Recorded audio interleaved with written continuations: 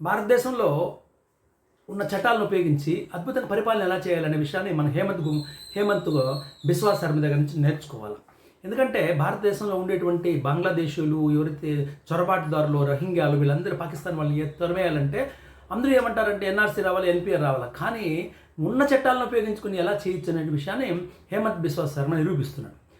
1950 నాటి immigrants expulsion act of Assam అనేటువంటి ఒక చట్టం ఉందన్నమాట. ఆ చట్టాన్ని ఉపయోగించి ఈరోజు బంగ్లాదేశ్లో నుంచి విపరీతంగా లక్షలాది మంది వాటిని ఎవరైతే బంగ్లాదేశ్ నుంచి వచ్చినారో వాళ్ళంతా తరిమి వేస్తున్నాడు అనమాట. అంటే వాళ్ళ దారిలో పంపించేస్తున్నారు, వాళ్ళ ఊర్లకు పంపించేస్తున్నాడు. ఇక్కడ ఏనా జరిగిందంటే 1950 సంవత్సరంలోనే ఈ చట్టం వచ్చింది. కానీ కాంగ్రెస్ ప్రభుత్వం దీన్ని పట్టించుకోలేదు.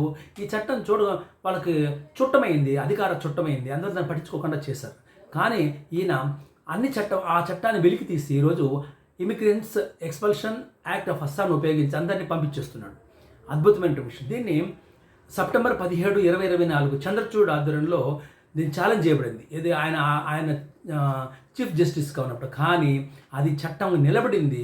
ఈరోజు immigrants expulsion act of Assam అనేది అద్భుతమైన చట్టం అని, దాని ద్వారా దేశ వ్యతిరేక శక్తుల్ని తరిమి కొట్టచ్చని, ఎన్ఆర్సీ, ఎన్పిఆర్ అవసరం లేదని తెలియజేస్తోంది.